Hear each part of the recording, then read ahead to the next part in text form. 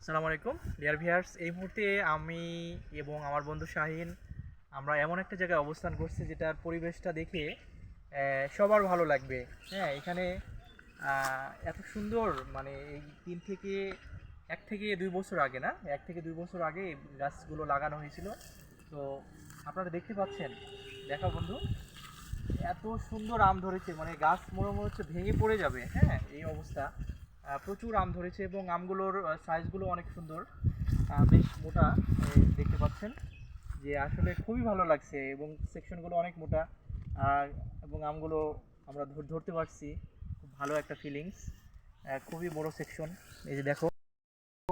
মনে হচ্ছে যে প্রত্যেকটা ডালে থেকে অসংখ্য আমের যে ডোগাগুলো বের হয়েছে, এবং প্রত্যেকটা ডোগাতেই কিন্তু আম আসছে।